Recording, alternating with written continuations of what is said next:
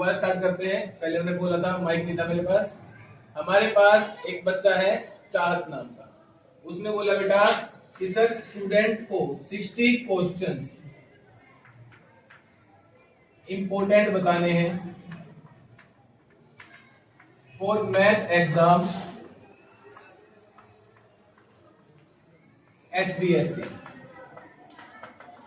हम कोशिश करते हैं, फर्स्ट टाइम है हमारा, अगर कोई गलती हो जाए तो भी कर लेना, 1-2 क्वेश्चन पक्का आ जाएंगे इसमें से, ठीक है भाई। पास तो हो जाओगे, ये गारंटीड बात है, लेकिन कोशिश करेंगे कि सारे के सारे वो क्वेश्चन बताए जाएं आपको जो एग्जाम में आ सकते हैं। पहला क्वेश्चन होता है बेटा आपका some number first, prove that √3 is an irrational number। ये आपका कंफर्म है बेटा, चाहे तो 2 नंबर में या 4 नंबर में, ये आपका क्वेश्चन आना ही है। लेकिन उसका जो रूप होता है वो √3 भी हो सकता है, एक सिंगल डिजिट में भी आ सकता है, या वो क्या हो सकता है, प्रूव दैट 3 √3 भी हो सकता है, या 4 √5 भी हो सकता है, या 6 √7, जो भी होगा, चाहे तो वो 2 नंबर में आएगा या वो 1 नंबर में आएगा, या फिर किसमें आता है प्लस और माइनस में भी आ सकता है, √5 + 3 या √2 + 9, कुछ भी, या माइनस में आ सकता है यहाँ पर। तो ये 3 क्वेश्चन, 3 तरह से क्वेश्चन आते हैं, तीनों तरह में से ही एक क्वेश्चन आएगा, चाहे 2 नंबर का है या वो 4 नंबर का है, एक सिंगल में, एक डबल में, और एक इसमें प्लस या माइनस में। पहले हम ये कर लेते हैं, अगर ये क्वेश्चन समझ में आ गया तो ये क्वेश्चन तो बिल्कुल इजी हो जाएंगे आप लोगों के लिए, ठीक है। स्टार्ट करते हैं। पहले प्रूव करके दिखाना है कि √3 इज एन इरेशनल नंबर। आपको पता है मैथमेटिक्स में कभी भी प्रूव करना हो आपको तो उसका उल्टा मान के चलिए, क्या करके चलते हैं, उल्टा। तो हमने सॉल्यूशन में मान लिया let √3 is an rational number. क्या मान लिया, रैशनल। प्रूव क्या करना था, इरेशनल, माना क्या है, रैशनल, ठीक है।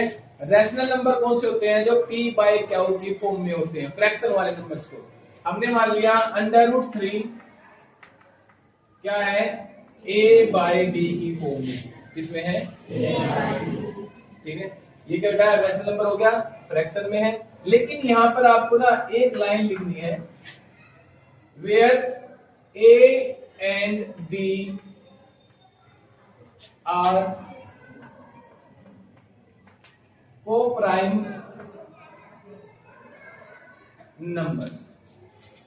a और b क्या होने चाहिए, को-प्राइम होने चाहिए। को-प्राइम नंबर कौन से होते हैं, जो दोनों सेम टेबल पर ना जाए। जैसे ये दोनों 3 की टेबल में जाने चाहिए, 4 की टेबल में जाने चाहिए, 5 की टेबल में नहीं जाने चाहिए। क्या जाने चाहिए, नहीं जाने चाहिए, ठीक है।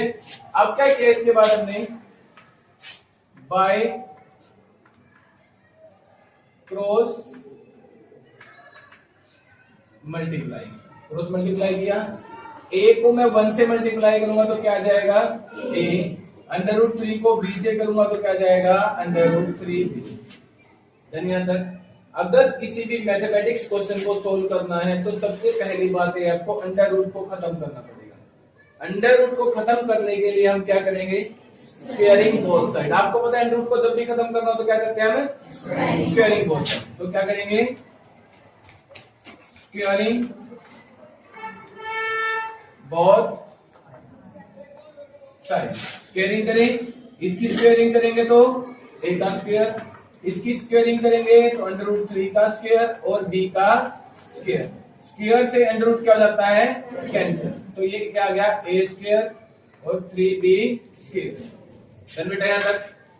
अब क्या मतलब है, a² 3 का मल्टीपल, a² 3 का मल्टीपल है। जैसे कि हम बचपन में नर्सरी एलकेजी क्लास में टेबल करते थे, 3 1 जा 3 2 जा 3 3 जा 3 4 जा, इसका मतलब 6 3 का मल्टीपल है, 9 3 का मल्टीपल है, 12 3 का मल्टीपल है। मतलब कि मल्टीपल का मतलब क्या कि वो उसके टेबल में आता है। और कोई भी नंबर जब टेबल में आता है तो वो उससे क्या होता है, डिवाइड होता है। क्या होता है? तो क्या लिखेंगे हम यहाँ पर, A square is divisible by 3। A square अगर 3 का मल्टीपल है तो ए स्क्वायर किससे डिवाइड होगा, 3 से। अगर ये स्क्वायरिंग में डिवाइड हो रहा है तो ए भी किससे डिवाइड होगा, इज आल्सो डिविजिबल बाय 3। बात समझ में आ गई बेटा यहाँ पे सभी को? हमने क्या किया, सबसे पहले फर्स्ट पार्ट में ए को 3 से डिविजिबल में दिखा दिया, ए को 3 से डिविजिबल दिखा दिया। अगर ए 3 से डिविजिबल है तो क्या मैं ए को 3m लिख सकता हूं? क्यों लिख सकता हूं? क्योंकि ए 3 के मल्टीपल है। किसका है? ए 3 का मल्टीपल। ठीक है, m is any integer. m कोई भी नंबर हो सकता है, 1 2 3 -1 -2 -3 5 6 7 कुछ भी है ना भाई। 3 3 जा 3 4 जा 3 5 जा 3 6 जा 3 7 जा, वो कोई सा भी नंबर हो सकता है। तो a की वैल्यू क्या है मेरे पास, 3m। क्या आ गई a की वैल्यू? तो जो हमने यहाँ पर ये माना था इसको मैं मान लूंगा ये मेरी क्या है, फर्स्ट इक्वेशन। अब a की वैल्यू 3 है, मैं कौन सी इक्वेशन में पुट करूंगा बेटा, फर्स्ट इक्वेशन। पुटिंग करें तो थोड़ा साफ कर ले ऊपर से। तो हमने क्या किया, a is equal to 3m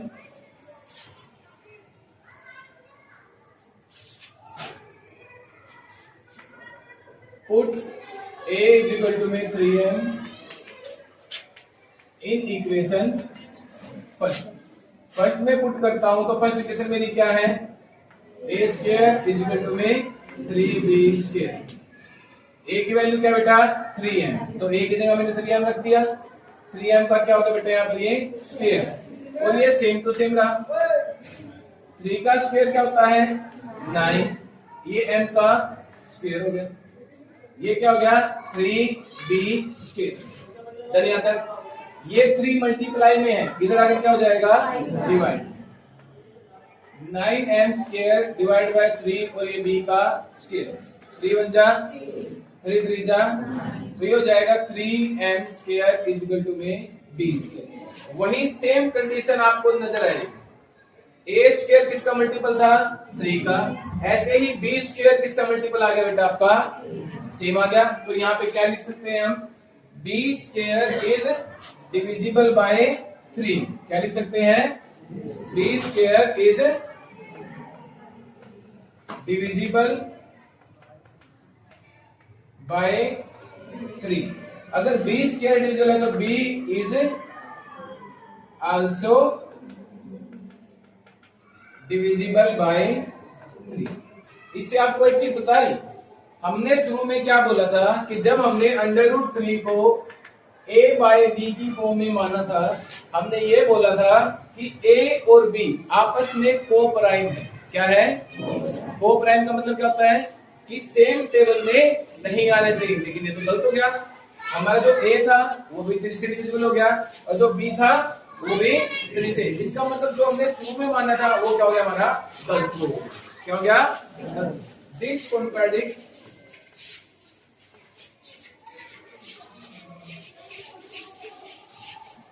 our position.